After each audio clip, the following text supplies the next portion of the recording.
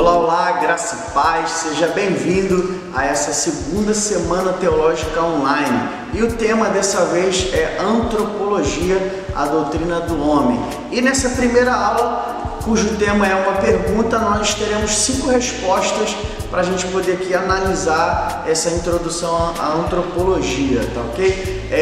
O tema é: o que é o homem? E para a gente começar aqui a realmente a discutir aqui esse tema que é vasto, eu quero ler com você Salmos capítulo 8, versículo 4. O salmista Davi, ele vai fazer 2 perguntas a Deus. Ele, meditando no Deus infinito e no homem finito, ele começa a questionar de forma maravilhada,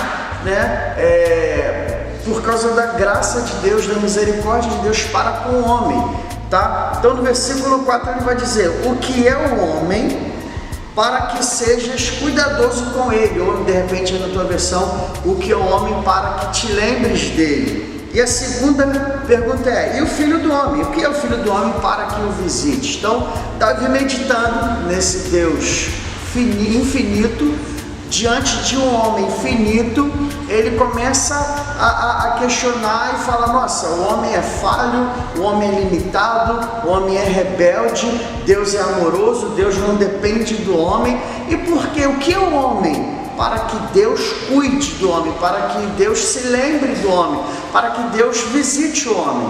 E o que é o filho do homem? Para que seja visitado por Deus. E aí nós vamos, nessa primeira aula dessa segunda semana teológica online, abordando antropologia, darmos aqui 5 respostas para esse tema. O que é o homem? Vamos lá, vamos responder então essa questão com 5 respostas. A primeira resposta é que o homem é uma imagem finita do Deus infinito.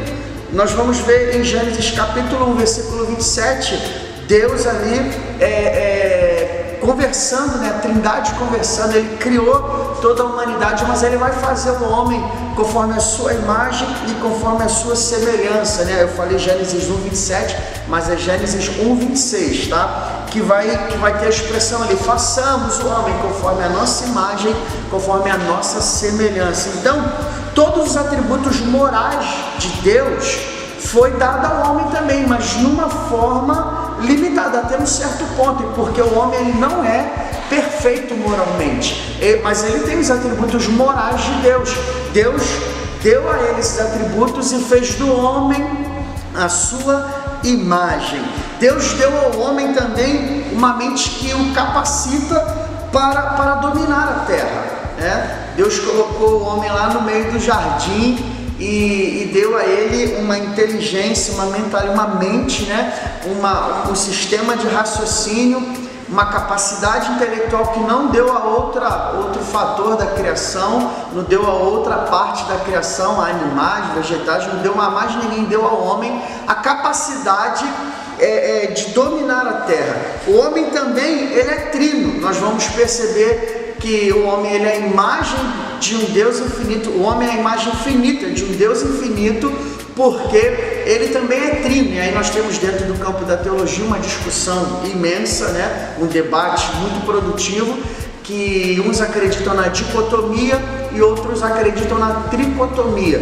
Quem é dicotomista acredita que o homem é somente corpo e alma, ou corpo e espírito, Corpo e alma que também é espírito. E quem é tricotomista acredita que o homem ele é corpo, alma e espírito, dando assim ao homem uma condição trina também. Nós vamos ver uma base para argumentar que o homem é trino em 1 Tessalonicenses 5, 23. Eu vou tentar ler aqui rapidinho.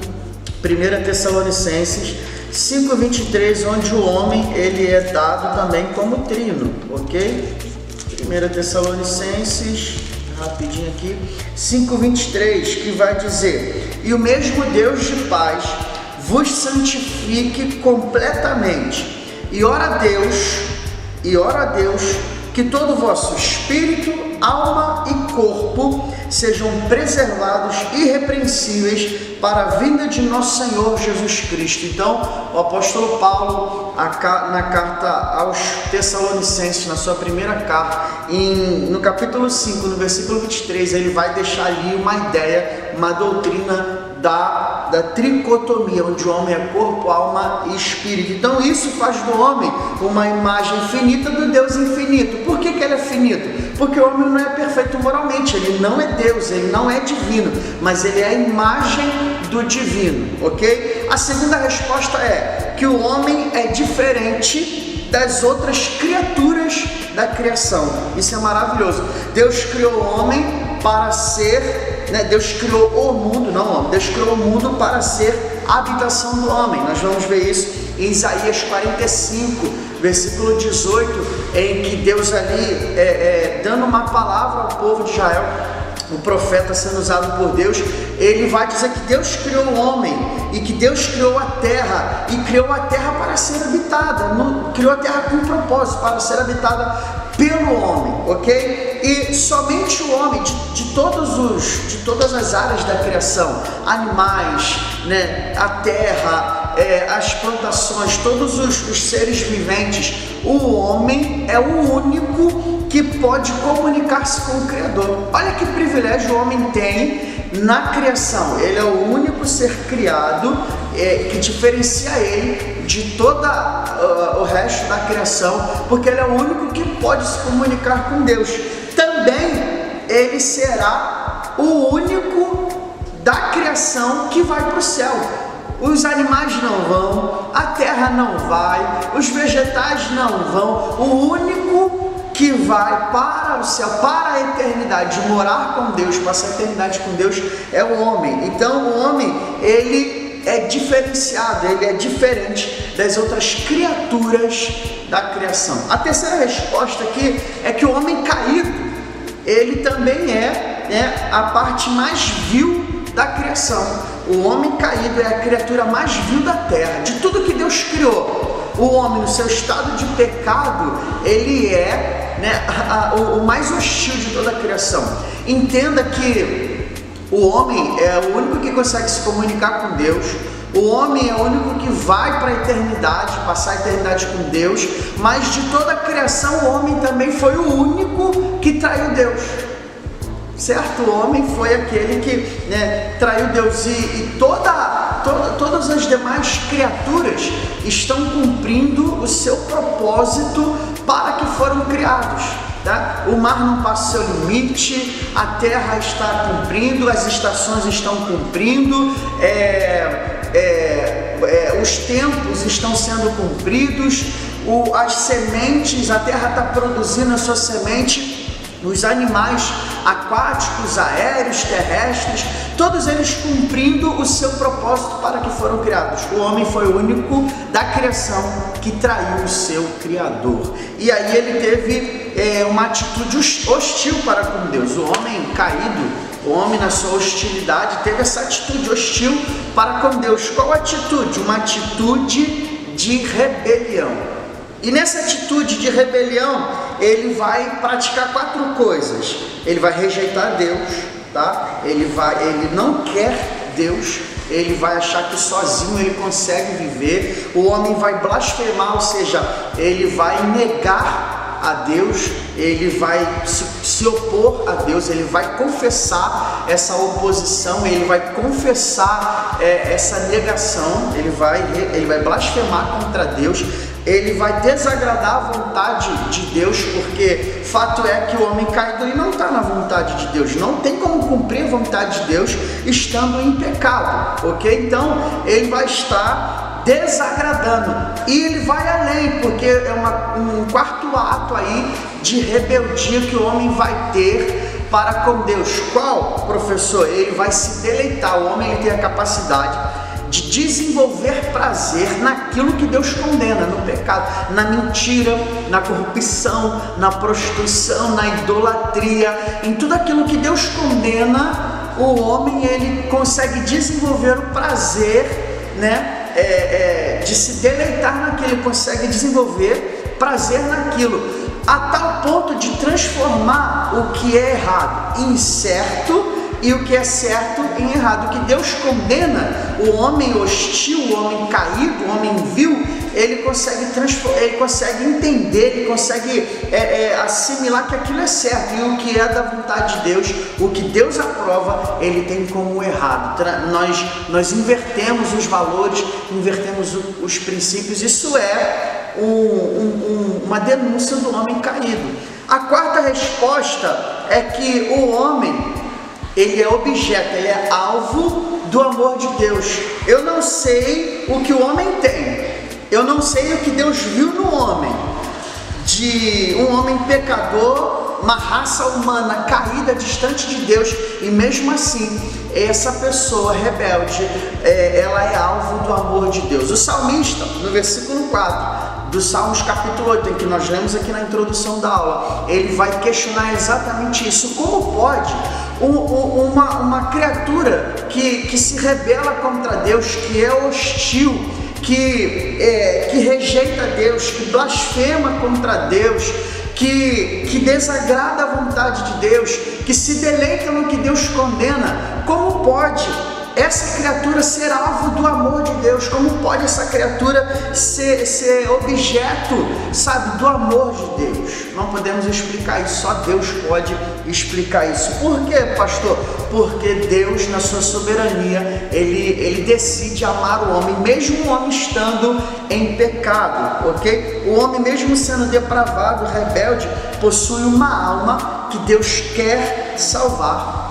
E aí, em 1 João, capítulo 4, no versículo 19, tem ali a expressão que nós o amamos porque ele nos amou primeiro. A verdade é essa, o homem no seu estado caído, ele não tem a iniciativa, não parte do homem a iniciativa de amar a Deus. Ele só pode corresponder, porque antes de o amarmos, ele já nos amou primeiro, e nós somente o amamos porque temos a condição de corresponder o que ele já está fazendo, que é nos amar. É o amor ágape, é o amor sacrificial, é o amor que não espera recompensas, é o amor que não espera de nós merecimento, mas é um amor que tem a nossa vida como objeto, como alvo. Isso é maravilhoso, porque Deus consegue ver em nós alguma coisa que ele faz despertar nele o amor por nós. Deus nos ama, nós somos objeto.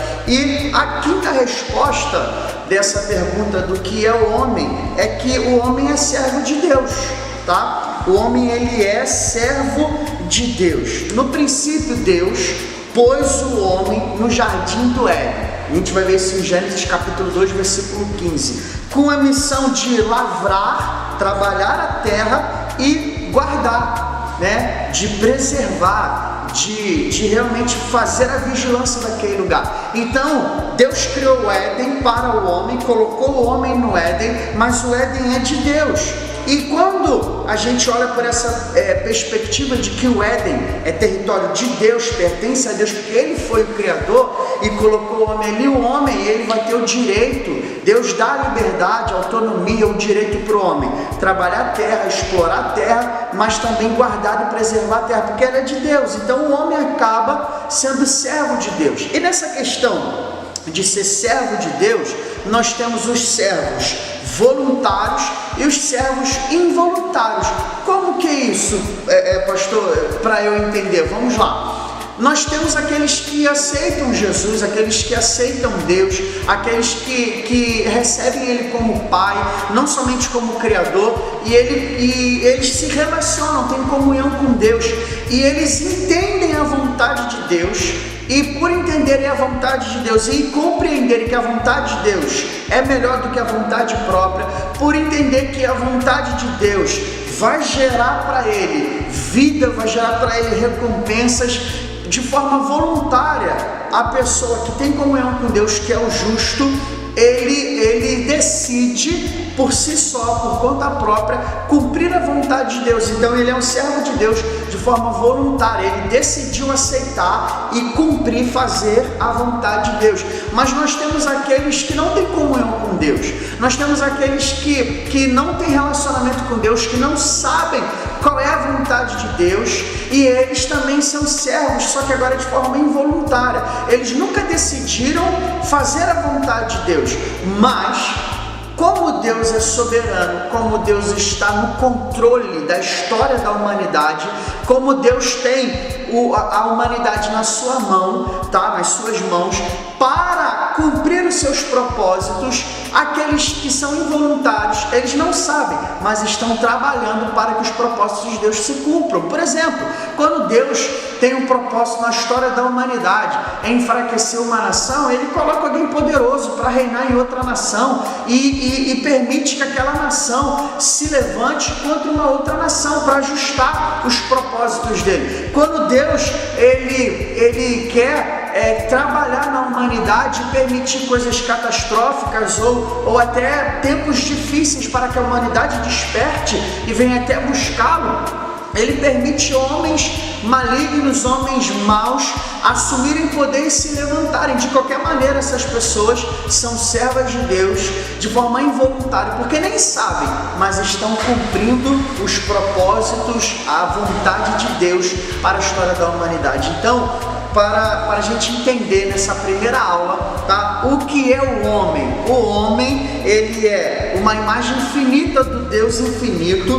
O homem, ele é diferente das outras criaturas da criação. O homem caído é a criatura mais vil da terra, ok? O homem é objeto do amor de Deus e o homem é servo de Deus, de forma voluntária ou de forma involuntária. Então, o homem, ele é, algo de grande importância na história da humanidade. O homem, ele também é muito estimado por Deus, ok? E Deus também deu ao homem o domínio. Nós precisamos falar agora sobre o domínio do homem. Nós vamos ver em Gênesis capítulo 1, versículo 28, que Deus ele vai colocar ali o homem no Éden e vai dar um direcionamento para o homem. No versículo 28, ele está registrado assim: e Deus os abençoou.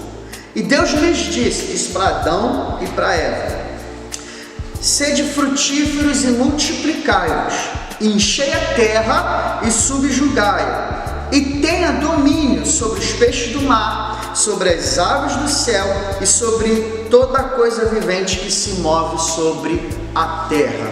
Então aqui está o domínio do homem. O homem, ele tem aí outorgado, delegado por Deus um certo domínio. E aí a gente vai ter o primeiro domínio do homem: frutificai e multiplicai. O que significa isso? Adão e Eva, representando ali primeiro casal, primeira família de humanos, foi dado a eles o domínio de se multiplicarem, de frutificar, ou seja, de expandir a espécie, a espécie humana. Então, é para o homem formar família, é para o homem criar filhos. Então, faz parte, é nato da vida humana, né? Formar família e criar filhos. O homem que não cria família, quando eu falo homem, eu não falo do gênero, estou falando da criatura, né? A raça humana. O homem que não cria filhos e que não forma família, não é que é errado, não é que não é legítimo, mas o ser humano tem aquela sensação de que está lhe faltando algo. Todo mundo tem ali o sensor de que quer pertencer a algo,